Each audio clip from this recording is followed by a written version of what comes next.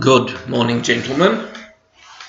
Today again, I am coming to you from the Deanship of the Common Year at Matchma University.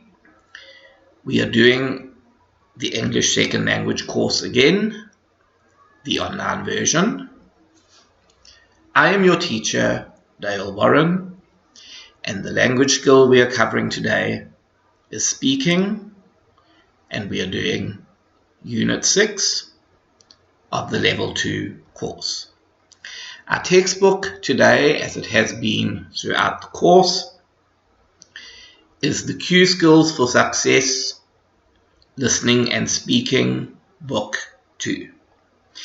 If you don't have the book with you at the moment, please go and fetch it. And when you have it, I need you to open on page 111. Alright, I'm assuming you paused the video. I'm assuming that you now have the right book. And I'm assuming that you are open on the correct page, which is page 111. And if you look at page 111, you should see that note, grammar, comparatives, and superlatives. The section of grammar we are covering today is the adjectival degrees of comparison, which are the positive, the comparative, and the superlative degrees. And the homework that we will be doing is on the next two pages. Exercise A on page 112 and exercise C on page B.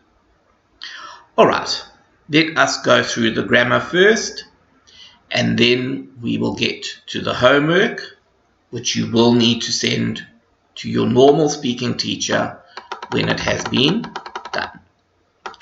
Okay, before we go into the degrees of comparison for adjectives, we're not covering adverbs today, I need to run through a little bit of revision with you all so that I know you fully understand the grammatical terms we are going to be using.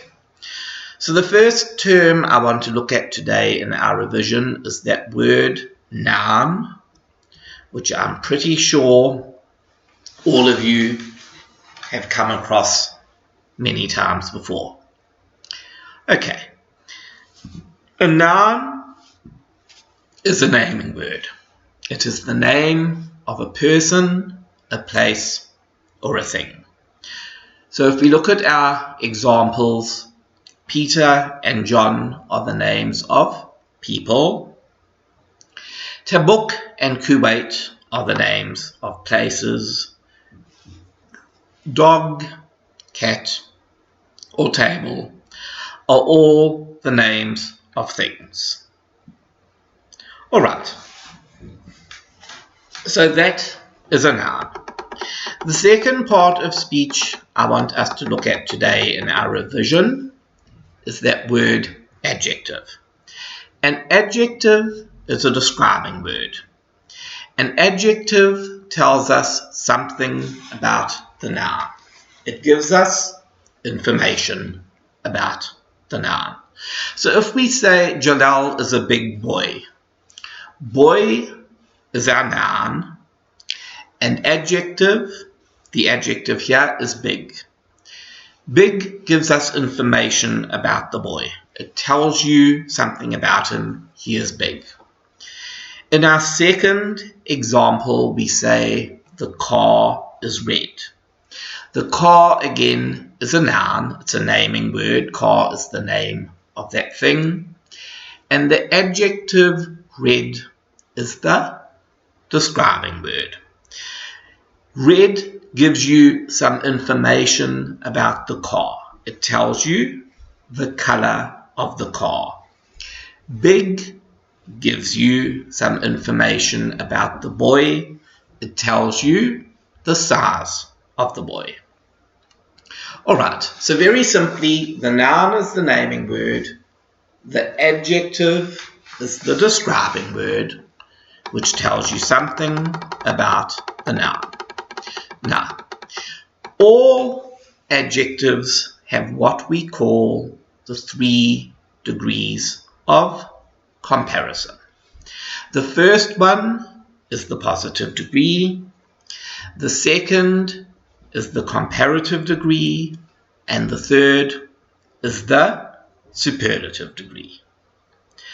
The positive degree of the adjective is the most simple and basic form of the adjective. It is the form of the adjective that we see most often, and it is used like this. Jalal is rich. Rich is the positive degree of the adjective. The old man bought a new car. Old is the positive degree of the adjective, and the noun, man, it is giving us information about that noun. It is telling us his age. Bought a new car. New is the positive degree of the adjective. It is giving you some information about the car, that it is new. Okay, so it's very simple. You have those adjectives rich or old or new, and they are the positive degrees of the adjective. They are all the adjective in its most simple and basic form, and each one of them gives us some information about the noun. Okay, so if we want examples of the positive degree of the adjective, old, rich, new, fast, late, easy, all of these are positive degrees of the adjective. The second degree of the adjective that we must cover is what we call the comparative degree of the adjective. It is used before the word then, and it is used when we compare two different people or two different things. So if we take an example where we use the positive degree of the adjective, Sally is rich. Sally is one person, and that adjective rich gives us some information about Sally. It tells us how much money Sally has got.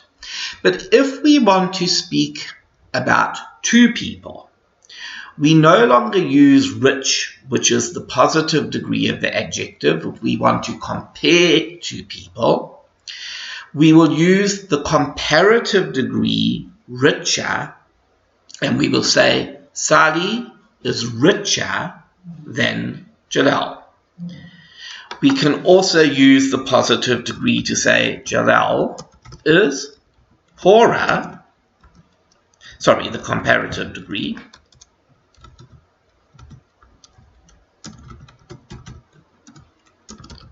than Sally. Okay, so in either of those examples, richer and poorer, those are comparative degrees of the adjective. Both of those comparative degrees come in front of that very important word, then, to tell you that we are using a comparative degree. And after the word then comes the second person, the person whom you are comparing your subject to. If we say Magda is cleverer than Kate, again, cleverer is a comparative adjective. Now, we use the comparative degree of the adjective to make a positive comparison. So if we say Magda is cleverer than Kate, we are making a positive comparison. We are saying something good about Magda. So we will use the comparative degree of the adjective. The positive degree is clever. But if we make it the comparative degree, cleverer than, then we are making a positive comparison. We are saying something is good about Kate. If, however, we want to make a negative comparison, we use that little word less and we put it in front of the positive degree of the adjective, not the comparative degree. We use less plus the positive degree of the adjective to make a negative comparison. So we will say Magda is less clever than Kate. Clever is the positive degree of the adjective. It's not cleverer. You don't say Magda is less cleverer than Kate. All you use is the simple positive degree with less, and you say Magda is less clever than Kate, and we are saying something negative about Magda, or we are saying something bad about her. If we want to make a good comparison about Magda, we use the comparative adjective alone. But if we want to make a bad comparison about Magda, we use the word less and the positive adjective. All right. If I must give some examples of comparative adjectives, richer, faster, cleverer, bigger, nicer, happier, all of those are comparative adjectives.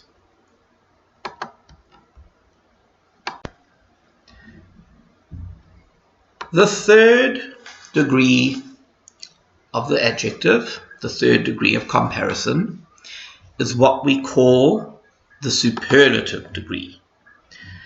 We use the superlative degree of the adjective to tell us which person or thing is number one in a particular group. Usually we will put the word the in front of the superlative adjective, and we will usually give the group after one of these words in,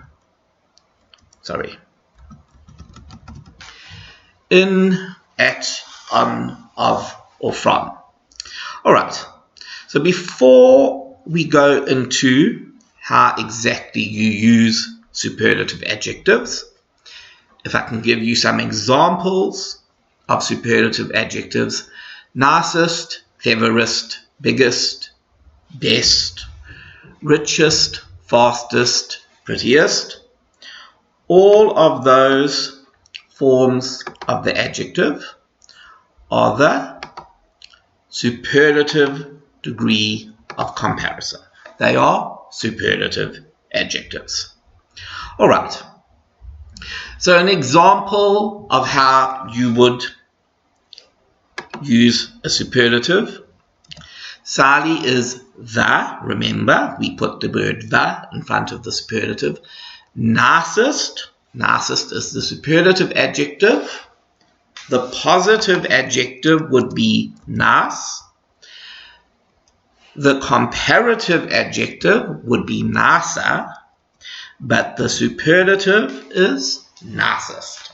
Sally is the nicest, superlative adjective, nicest. Student, and that is the noun that the adjective is telling you about. And then remember, we have to give the group. It is no good just saying Sally is the nicest student, because then I don't know, is Sally the nicest student in Cairo? Is Sally the nicest student from Bombay? Is Sally the nicest student in Tabuk? I have to give the group where Sally is the nicest. So I will say Sally is the nicest student on the campus. And then I know the whole group of students on the campus, Sally is the nicest. I can say Sally is the nicest student from Riyadh. Then I know of all the students from Riyadh, Sally is the nicest in that group. If I say Sally is the nicest student at the university, then I know of all the students at the university, Sally is the nicest of the lot. If I say Sally is the nicest student in the class, then we know that of that whole group, all the students in the class, Sally is the nicest student. So we need to put, when we are using the superlative, that word the in front of the superlative, and then we need to stipulate, okay, is Sally the nicest student on the campus? Is Sally the nicest student from Riyadh? Is he the nicest student at the university? We must stipulate the group in which he is number one. Alright, so if we give another example, Ali is the richest student at Tabuk University. If I just say Ali is the richest student, Ali could be the richest student at Majma University, he could be the richest student in the whole world, he could be the richest student in the whole of Saudi. We need to tell you where he is the richest student, and we need to use that word the. So remember those two things when you are using the superlative degree of the adjective, like richest, best, cleverest. Put that word the in front. That is the one thing you need to do. And stipulate where, in which group, from whom he is the richest or the best or the cleverest or the nicest, so that we know where he is the number one. Alright, now adjectives fall into various different classes, and the rules for making the comparative and the superlative degree of the adjective from the positive degree change according to the class of adjective. The simplest class of adjectives are the one-syllable adjectives. And when you have the one-syllable adjective, to make the comparative degree, all you do is you add ER to the positive degree. To make the superlative degree with the one-syllable adjectives, all you do is you add EST to the positive degree. So if we take these examples, clean is the positive degree, you add ER and you have your comparative degree, cleaner. You add EST and you to the positive degree, clean, and you have your superlative degree, cleanest. If we take another example, our positive degree is hard, we add ER and we get our comparative degree, harder. Our positive degree is hard, we add EST and we get our superlative degree, hardest. Our second class of adjectives is those short adjectives that end in the letter E. Alright. Very simple here again. If it ends in the letter E in the positive degree, then all you have to do is add an R to make the comparative degree, just an R, not another ER. And to make the superlative degree, all you need to do is add ST. So if our positive degree is nice, you add an R and you have your comparative degree, nicer. If your positive degree is nice, You add st and you get the superlative degree, nicest. If your positive degree is brave, all you do is add a simple r and you get your comparative degree, braver.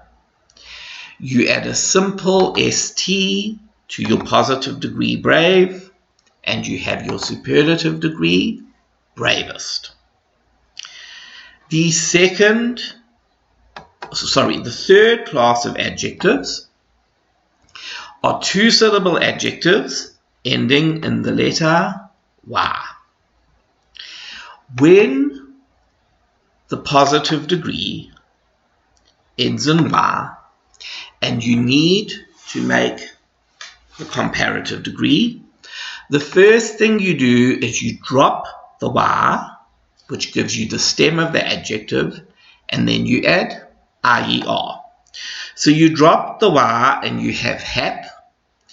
You add an IER to the hap and it becomes happier, and that is your comparative degree. Something very similar happens when we make the superlative degree. Again, you take your positive degree happy, you drop that letter y, which gives you your stem hap, and to that stem hap, all you do is add IEST, and that makes it happiest. If we take another example, wary in the positive degree, when you make your comparative degree, drop the y, which will give you the stem where, you add IER and it becomes your comparative degree, warier. Again, if your positive degree is wary, when you make the superlative degree, drop the y, it gives you the stem where, you add the IEST suffix, and your superlative degree is then wariest.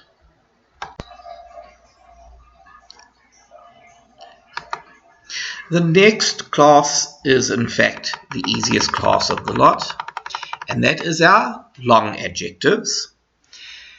When we have long adjectives, it's very easy to make the comparative degree.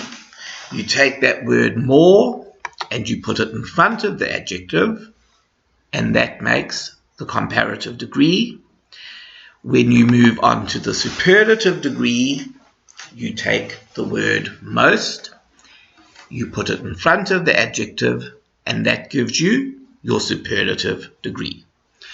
So, if we look at our first example, the adjective beautiful is our positive degree. To make the comparative degree, all we do is add that little word more, and our comparative degree is more beautiful. To make the superlative degree, we add that little word most, and the superlative degree is most beautiful. If we take another example, difficult. Difficult is our positive degree. To make our comparative degree, we put the little word more in front of difficult, and it becomes more difficult. To make the superlative degree, we put most in front of difficult, and our superlative degree is most difficult. Most long adjectives in English will make their comparative degree with the word more and their superlative degree with the word most. The last class of adjectives we have to cover today is what we call the irregular adjectives. And the irregular adjectives are adjectives that do not follow any rule. So you simply have to learn those adjectives. The good news is that there are only 3 irregular adjectives in English that are very common, and those 3 are often asked in the exams, but once you have memorized them, then you have them in your head for when they come up in the exams. Alright, the 3 very common irregular adjectives in English are good, which is the positive form. It takes the comparative form better, and the superlative form best.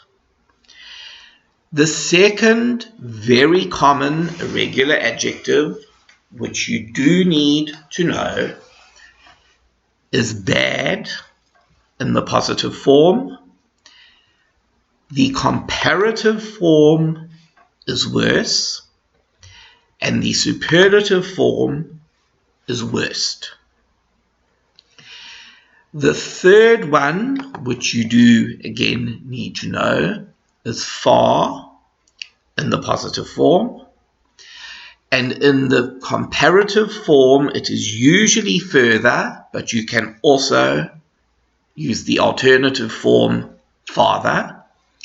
And in the superlative form, it is usually furthest, but we do also accept the alternative form farthest. Alright, so those are the regular classes of adjectives. Now, before we move on, there is just one minor point, and that has to do with the first class of adjectives, which are the simplest one-syllable adjectives like clean or hard. Alright, clean or hard or most other one-syllable adjectives make their comparative degree by adding ER and make their superlative degree by adding EST. Some of those adjectives, however, which are one syllable in the positive degree, double their final consonant in the comparative or the superlative degree. Alright, so if we look at big, it's a one-syllable adjective, and in the positive degree, it only has one G. When we move to the comparative degree, that last G is doubled, and then we take the ER bigger. When we move to the superlative degree, the last G is doubled, and then we take the superlative ending est, and it becomes biggest. If we look at thin, in the positive degree, it ends in an N, only one N, but when we move to the comparative degree, it takes two N's and it becomes thinner. When we move to the superlative degree, it doubles that last N again, thinnest. When we look at fat, it only has one final T in the positive degree, but when we move to the comparative degree, that final T doubles when we write fatter, and when it is in the superlative degree, again the final T doubles.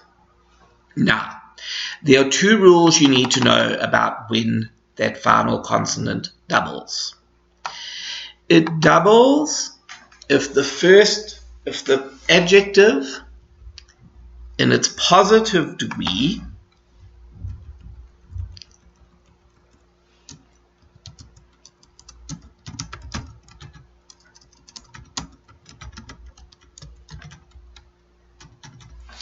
ends firstly in a vowel and then a consonant.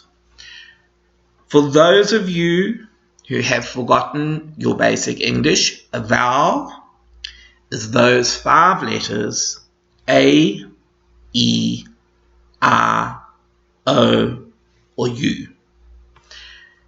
So, the first syllable adjective firstly has to end in a vowel and then a consonant. The consonants are all the other letters. Every letter that is not A, E, I, O, U has to be a consonant. So, when we have a first letter syllable, when we have a one syllable adjective that ends in a vowel and then a consonant, then the final consonant is doubled. So if we look at big, R is a vowel, and then G is the consonant. So in the positive degree, it ends in a vowel R, a consonant G, and therefore it must double in the comparative and superlative degrees. If we look at thin, it ends in the vowel R, and then it ends in the consonant N. N is one of the consonants. I haven't written them all.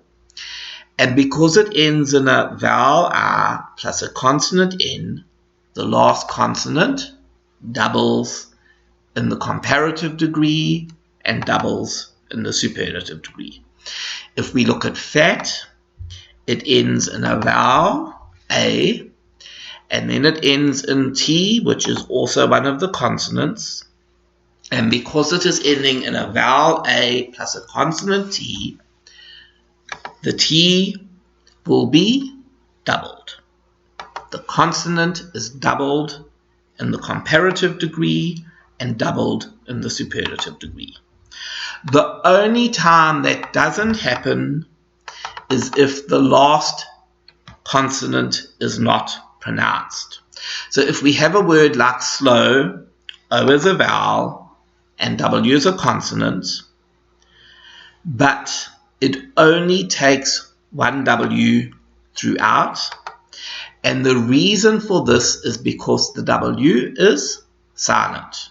So we say slow, which makes the word seem like a word ending in the vowel O. We don't say slow, which was how we would pronounce it if we pronounced the W. The W is silent here, so the word is pronounced like slow, which is the consonant, which is a vowel sound.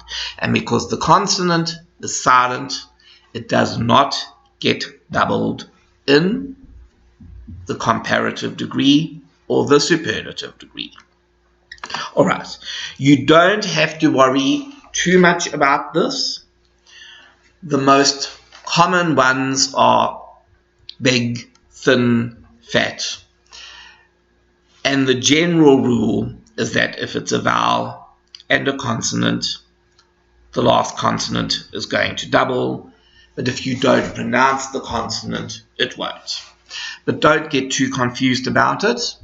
It's a rule that only applies to a very small minority of our adjectives. All right. Our homework today is going to be pages 112, exercise A, and page 113, exercise C. Let us have a look first of all at page 112. What they are wanting you to do here in exercise A is to put in either a comparative form of the adjective or a superlative. Now, remember, if it has a then you will use the comparative. Okay. So, when you are doing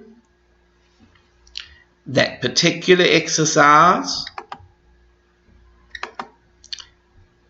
remember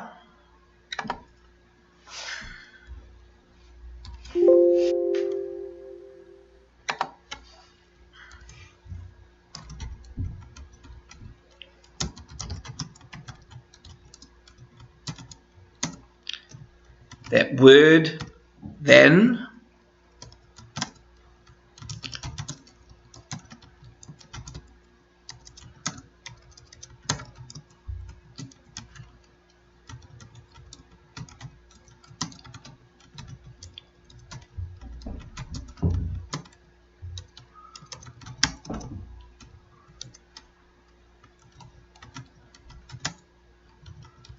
Okay, remember this. When you do exercise A on page 112, read through each sentence carefully, first of all. And if the sentence has that word then in it, that tells you they are wanting you to use the comparative form. But if the sentence does not have a then, you must use the superlative form. Okay.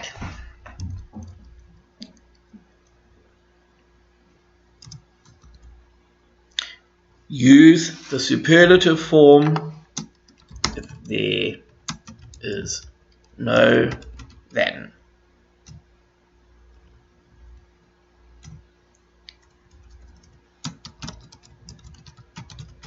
Now, when you have to make the comparative or the superlative form, if you get stuck, go back to the table I have used or to the similar table that they are using in the book.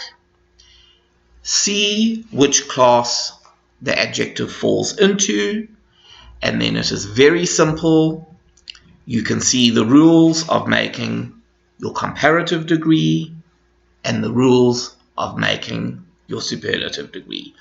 All you need to do, go back to the table. I have put a table here, and the book also has the table on page 111. So,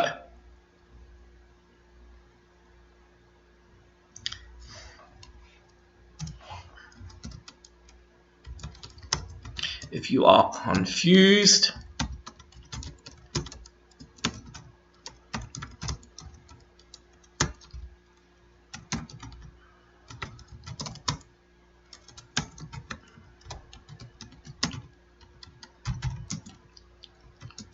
look back at the table on page 111.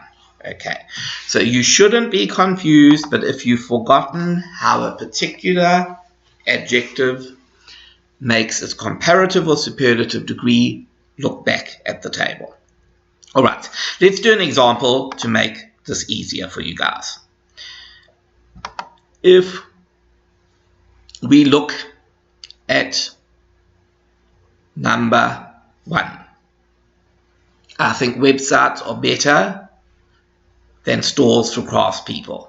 Okay, the adjective they are using here is good. Now, we see in the sentence that they have used that word then. So because they've used the word then, you know you have to use the comparative degree, not the superlative degree. So we know we have to use the comparative degree because the sentence has the word then. The adjective we must use is good. So to find if we have forgotten, all we have to do, go back to our table and we see, okay, if our adjective is good, then our comparative degree is going to be better. So very simple.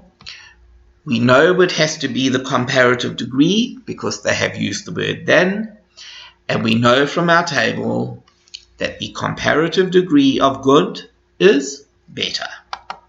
So very simple. I think websites are better than stores for craftspeople. Okay. Let us go to our next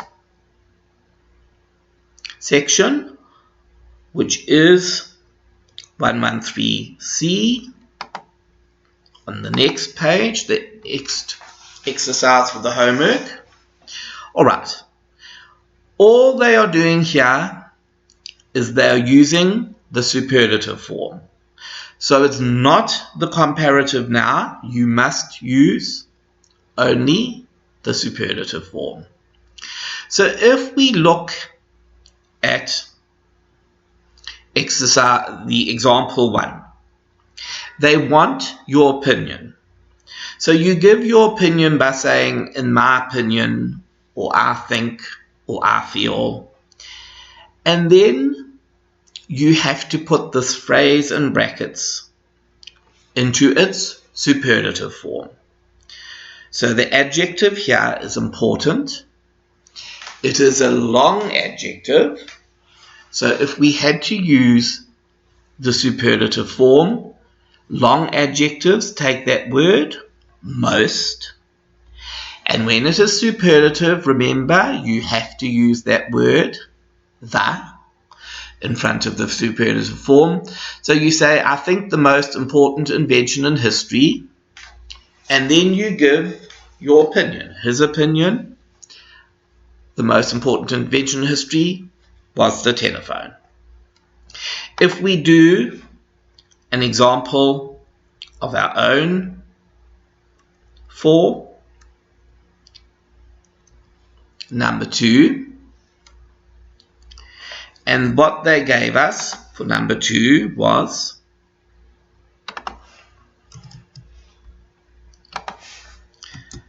a good place to visit.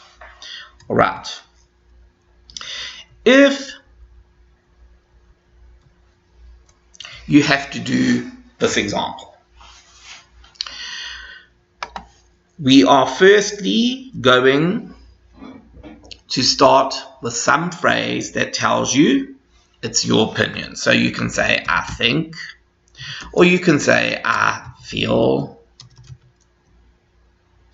or you can say, in my opinion. Any one of those would be fine.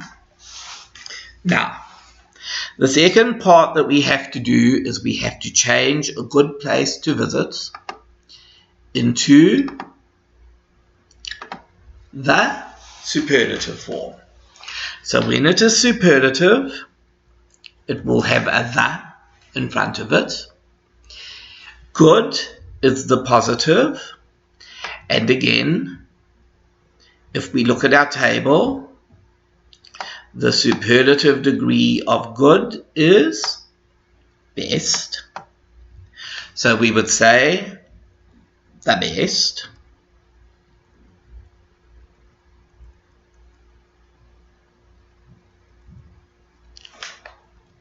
Best place to visit. And then you will give whatever you feel is the best place to visit. Is Durban. I think the best place to visit is Durban. So you can say, I think the best place to visit is Durban. You're giving your opinion, so you say, I think. You are changing the part in brackets to the superlative form, the best place to visit, and at the end you're telling us which place is the best to visit. You can say, I feel the best place to visit is Durban. You can say, in my opinion, the best place to visit is Durban. You don't have to say the best place to visit is Durban. You can say the best place to visit is Rome, or the best place to visit is Paris, or the best place to visit is Jeddah.